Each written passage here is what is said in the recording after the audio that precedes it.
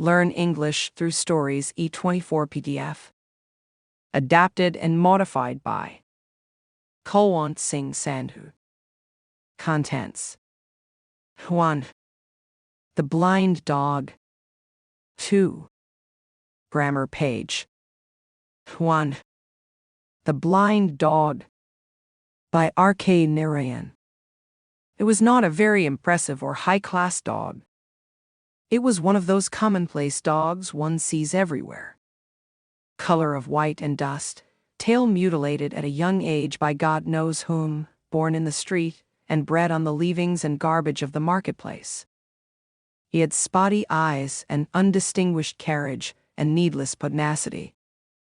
Before he was 2 years old, he had earned the scars of 100 fights on his body. When he needed rest on hot afternoons, he lay curled up under the culvert at the eastern gate of the market. In the evenings, he set out on his daily rounds, loafed in the surrounding streets and lanes, engaged himself in skirmishes, picked up edibles on the roadside, and was back at the market gate by nightfall. This life went on for 3 years. And then a change in his life occurred. A beggar, blind in both eyes, appeared at the market gate. An old woman led him up there early in the morning, seated him at the gate, and came up again at midday with some food, gathered his coins, and took him home at night. The dog was sleeping nearby. He was stirred by the smell of food. He got up, came out of his shelter, and stood before the blind man, wagging his tail and gazing expectantly at the bowl as he was eating his sparse meal. The blind man swept his arms about and asked, "Who is there?" At which the dog went up and licked his hand. The blind man stroked its coat gently tail to ear and said, "What a beauty you are. Come with me." He threw a handful of food, which the dog ate gratefully. It was perhaps an auspicious moment for starting a friendship. They met every day there, and the dog cut off much of its rambling to sit up beside the blind man and watch him receive alms morning to evening. In course of time, observing him, the dog understood that the passers-by must give a coin, and whoever went away without dropping a coin was chased by the dog. He tugged the edge of their clothes by his teeth and pulled them back to the old man at the gate, and let go only after something was dropped in his bowl. Among those who frequented this place was a village urchin, who had the mischief of a devil in him. He liked to tease the blind man by calling him names and by trying to pick up the coins in his bowl. The blind man helplessly shouted and cried and whirled his staff. On Thursdays, this boy appeared at the gate, carrying on his head a basket loaded with cucumber or plantain. Every Thursday afternoon it was a crisis in the blind man's life. A seller of bright-colored but doubtful perfumes with his wares mounted on a wheeled platform. A man who spread out cheap storybooks on a gunny sack. Another man who carried colored ribbons on an elaborate frame. These were the people who usually gathered under the same arch. On a Thursday, when the young man appeared at the eastern gate, one of them remarked, "Blind fellow, here comes your scourge." "Oh God, is this Thursday?" he wailed. He swept his arms about and called, "Dog, dog, come here, where are you?" He made the peculiar noise which brought the dog to his side. He stroked his head and muttered, "Don't let that little rascal." At this very moment, the boy came up with a leer on his face. "Blind man, still pretending you have no eyes. If you are really blind, you should not know this either." He stopped, his hand moving towards the bowl. The dog sprang on him and snapped his jaws on the boy's wrist. The boy extricated his hand and ran for his life. The dog bounded up behind him and chased him out of the market. "See the mongrel's affection for this old fellow," marveled the perfume vendor. One evening at the usual time, the old woman failed to turn up, and the blind man waited at the gate, worrying as the evening grew into night. As he sat fretting there, a neighbor came up and said, "Summy, don't wait for the old woman. She will not come again. She died this afternoon." The blind man lost the only home he had, and the only person who cared for him in this world.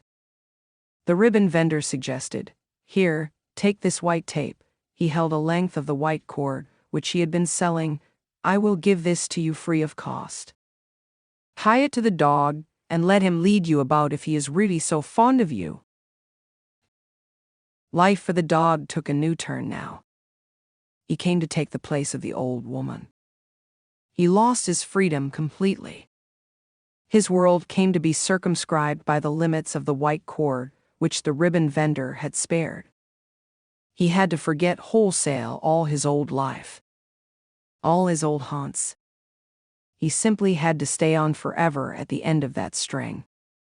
When he saw other dogs, friends or foes, instinctively he sprang up, tugging the string, and this invariably earned him a kick from his master. "Rascal, want to tumble me down? Have sense." In a few days the dog learned to discipline his instinct and impulse. He ceased to take notice of other dogs, even if they came up and growled at his side. He lost his own orbit of movement and contact with his fellow creatures. To the extent of this loss, his master gained. He moved about as he had never moved in his life. All day he was on his legs, led by the dog. With the staff in one hand and the dog lead in the other, he moved out of his home. A corner in a chultry veranda a few yards off the market. He had moved in there after the old woman's death. He started out early in the day. He found that he could treble his income by moving about instead of staying in one place. He moved down the Chultry Street, and wherever he heard people's voices he stopped and held out his hands for alms. Shops, schools, hospitals, hotels. He left nothing out. He gave a tug when he wanted the dog to stop and shouted like a bullock driver when he wanted him to move on. The dog protected his feet from going into pits or stumping against steps or stones, and took him up inch by inch on safe ground and steps. For this sight people gave coins and helped him. Children gathered round him and gave him things to eat. A dog is essentially an active creature who punctuates his hectic rounds with well-defined periods of rest. But now this dog, henceforth to be known as Tiger, had lost all rest. He had rest only when the old man sat down somewhere. At night the old man slept with the cord turned around his finger.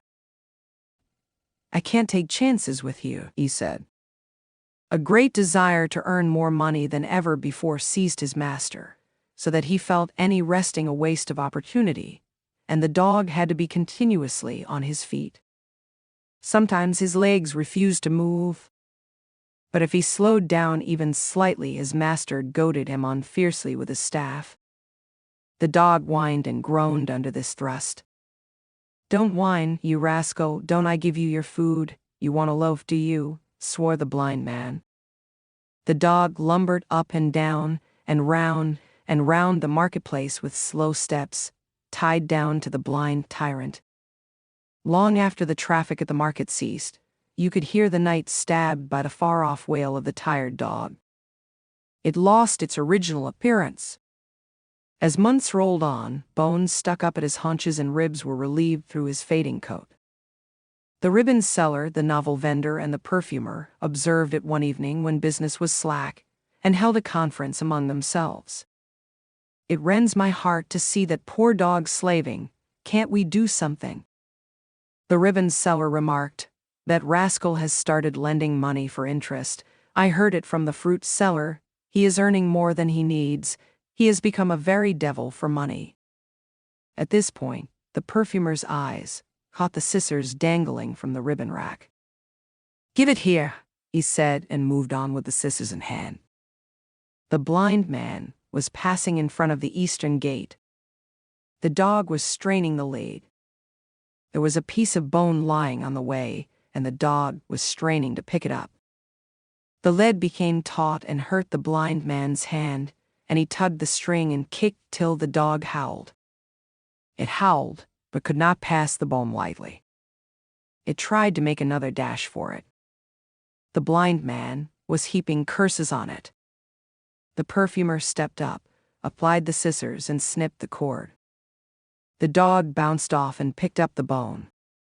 The blind man stopped dead where he stood, with the other half of the string dangling in his hand. "Tiger, tiger, where are you?" he cried. The perfumer moved away quietly, muttering, "You heartless devil.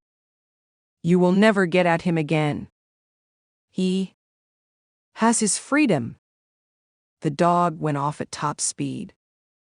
He nosed about the ditches happily, hurled himself on other dogs, and ran round and round the fountain in the market square barking, his eyes sparkling with joy.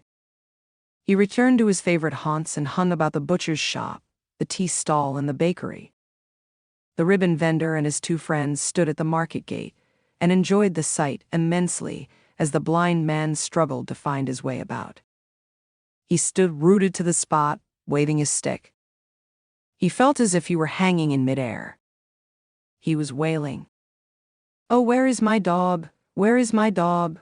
Won't someone give him back to me? I will mutter it when I get at it again." He groped about, tried to cross the road, came near being run over by a dozen vehicles at different points, tumbled and struggled and gasped. He'd deserve it if he was run over, this heartless blackguard, they said, observing him. However, the old man struggled through and, with the help of someone, found his way back to his corner in the Cholfrey veranda and sank down on his gunnysack bed, half faint with the strain of his journey. He was not seen for 10 days, 15 days, and 20 days. Nor was the dog seen anywhere. They commented among themselves, "The dog must be loafing over the whole earth, free and happy. The beggar is perhaps gone forever." Hardly was this sentence uttered when they heard the familiar tap-tap of the blind man's staff. They saw him again coming up the pavement, led by the dog. "Look, look," they cried. "He has again got at it and tied it up." The ribbon seller could not contain himself. He ran up and said, "Where have you been all these days?" "Know what happened?" cried the blind man. "This dog ran away. I should have died in a day or two, confined to my corner, no food, not an anna to earn, imprisoned in my corner. I should have perished if it continued for another day, but this thing returned." When? "Last night, at midnight, as I slept in bed, he came and licked my face. I felt like murdering him. I gave him a blow, which he will never forget again," said the blind man. "I forgave him, after all, a dog. He loafed as long as he could pick up some rubbish to eat on the road, but real hunger has driven him back to me, but he will not leave me again. See, I have got this." And he shook the lead. It was a steel chain this time. Once again, there was the dead, despairing look in the dog's eyes. "Go on, you fool," cried the blind man, shouting like an ox driver. He tugged the chain, poked with the stick, and the dog moved away on slow steps. They stood, listening to the tap-tap going away. "Death alone can help that dog," cried the ribbon seller, looking after it with a sigh.